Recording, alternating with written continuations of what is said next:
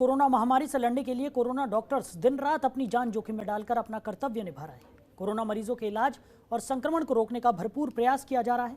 इसके साथ ही डॉक्टर्स और स्वास्थ्यकर्मी अपनी ड्यूटी के अलावा सेवा कार्य भी बखूबी कर रहे हैं। इसी के तहत दांता सीएचसी में काम करने वाले दंत चिकित्सक डॉक्टर अर्चना व्यास ने 50 पीपीई किट नर्सिंग स्टाफ और लैब टेक्नीशियंस स्टाफ के लिए दी।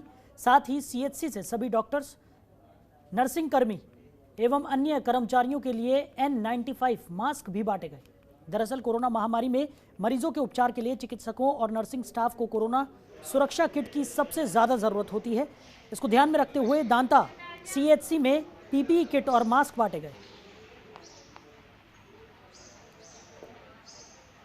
आज हमारे सीएचसी दांता में कार्यरत दंत चिकित्सक श्रीमती अर्चना व्यास जी ने हॉस्पिटल स्टाफ के लिए, डॉक्टर्स के लिए, nursing staff, lab technician, fourth class सभी के लिए 100 N95 मास्क भेंट किए हैं। इससे पहले उन्होंने 50 पीपीई किट अस्पताल प्रशासन को या अस्पताल के कर्मचारियों को उन्होंने भेंट किए हैं। यहाँ पर काम करते हुए उन्होंने न केवल जनता की सेवा की है, अभी तो जनता की सेवा करते हुए उन्होंने आवश्यकता महसूस की, जो मूलभूत आवश्यकता है कोविड पेशेंट केयर के लिए, जैसे पीपीई किट है, N95 मास्क है, ग्लव्स है, तो इन आवश्यकताओं की उन्होंने महसूस किया और अस्पताल प्रशासन को और अस्पताल कर्मचारियों को इस तरह से उन्होंने कोई N95 और पीपीई किट भेंट किए। हम ईश्वर से प्रार्थना करते हैं कि ये जिस प्रकार से लोकहित में इन्होंने कार्य किया है, आगे से इस तरह से ये कार्य करते रहेंगे और जनता की सेवा करते रहेंगे। हम अस्पताल प्रशासन और nursing staff, lab technician, fourth class सभी इनका हार्दिक दिल से आभार व्यक्त करते हैं। वहीं बारां में सभापति ज्योति पारस की तरफ से सरेआम यातायात नियमों की धज्जियां उड़ाई जा रही हैं। दरअसल सभापति चुनने के बाद उन्होंने एक नई लग्जरी गाड़ी खरीदी थी, जिसे 6 महीने बीत चुके हैं, लेकिन सभापति ने 6 महीने गुजर जाने के बाद भी अपनी इस महंगी वीआईपी गाड़ी में नंबर प्लेट नहीं लगवाई, जिससे सवाल पैदा हो रहा है कि क्या सभापति के लिए कोई अलग से नियम है या कानून ने उन्हें बिना नंबर प्लेट की गाड़ी में बैठने की इजाज़त दी हुई है, या फिर यूँ कह सकते हैं कि सभापति अपने ओहदे का गलत उपयोग कर कानून की धज्जियाँ उड़ा रहे हैं।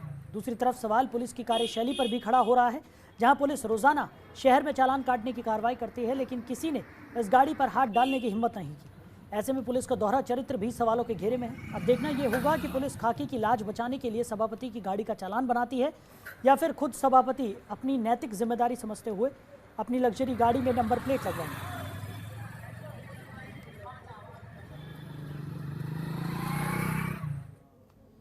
वहीं बांसवाड़ा जिले में ब्लैक फंगस का संक्रमण पैर पसारने लगा है। बांसवाड़ा के पृथ्वीगंज इलाके की एक महिला के ब्लैक फंगस होने की पुष्टि हो चुकी है, जबकि परतापुर सामुदायिक स्वास्थ्य केंद्र में 2 नए संदिग्ध सामने आए हैं। इनमें एक को उदयपुर और दूसरे को अहमदाबाद स्थित हायर सेंटर के लिए रेफर किया गया है।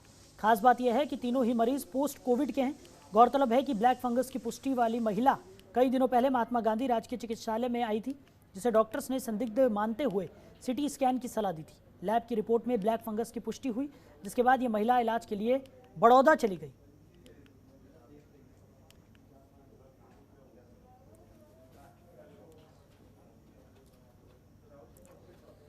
तो वैश्विक महामारी कोरोना का इन दिनों जैसलमेर जिले में कहर बढ़ता जा रहा है। लोग इस वायरस से अपने आप को अछूता नहीं रख पा रहे हैं। जिले में चल रहे इस कोरोना वायरस के तांडव के दौरान अस्पताल में फैली अव्यवस्थाएं आम जन पर भारी पड़ती नजर आ रही हैं। जहां एक और जिला मुख्यालय पर कोरोना के मरीजों की संख्या के साथ साथ मरीजों की मौत हो रही है, वहीं जैसलमेर के पोखरण राजकीय अस्पताल की तरफ से कोरोना पर काबू पाए जाने का ढिंडोरा पीटा जा रहा है, लेकिन धरातल पर हकीकत कुछ और ही नजर आ रही है। सीमावर्ती जैसलमेर जिले के सरकारी अस्पताल में मौजूद वेंटिलेटर मशीनों का उपयोग तक नहीं हो रहा है। चिकित्सकों की कमी के चलते चिकित्सा प्रशासन इस पर विशेष ध्यान नहीं दे रहा है। कोरोना महामारी के दौरान अस्पताल में व्यवस्थाओं को लेकर लगातार जिला प्रशासन और केंद्र और राज्य सरकार चिंतित तो है, लेकिन वेंटिलेटर्स को सुचारू करवाने के लिए कोई भी गंभीर नहीं दिखाई दे रहा। बता दें कि अगर जिले में वेंटिलेटर का सही ढंग से उपयोग लिया जाए तो जिले में हो रही लगातार मौतों पर ब्रेक लग सकता है। जिले में 25 वेंटिलेटर्स हैं जो कि ऑपरेशनल हैं। उन वेंटिलेटर्स को यूज़ किया जा रहा है कि यदि कोई पेशेंट आता है जिसकी स्थिति सामान्य से गंभीर होती है, तो इमीडिएट अर्जेंट ट्रीटमेंट देने के लिए वेंटिलेटर्स डॉक्टर्स द्वारा उपलब्ध किए जा रहे हैं। लेकिन चूँकि एक्सपर्ट्स के द्वारा वेंटिलेटर संचालित किए जाते हैं और किसी भी पेशेंट की कोई भी ऐसी स्थिति हो जिसको हम टैकल कर सकें, तभी तक हम उनको टैकल करते हैं। ज़्यादा स्थिति अगर ख़राब होती है, किसी की स्थिति में डिटोरिएशन आता है, तो उनको हायर सेंटर पर रेफ़र करना मजबूरी हो जाती है। पीएम केयर्स उसके ऊपर लिखा हुआ है और ये राज्य सरकार को पच नहीं रहा है, क्योंकि जनता के द्वारा दिया हुआ पैसा, उससे प्रधानमंत्री जी ने पीएम केयर्स फंड से सारे वेंटिलेटर सभी जिलों के अंदर हॉस्पिटल के जिला मुख्यालय पर पहुंचाए और आज वो उपयोग होना चाहिए, लेकिन राज्य सरकार ने ऐसा कर रखा है कि उसका उपयोग नहीं हो और उसकी वजह से ये वेंटिलेटर पड़े हैं। मैंने आज यहाँ पर भी बैठक के अंदर कहा है अधिकारियों से कि उसका तुरंत प्रभाव से उपयोग हो, ताकि आम आदमी या जो गरीब व्यक्ति है या जो भी ज़रूरतमंद वेंटिलेटर की आवश्यकता, उसको वेंटिलेटर की वजह से ऑक्सीजन का सपोर्ट मिले और उसकी जान बच सके। आज जान का महत्व ज़्यादा है, राजनीति का महत्व नहीं है।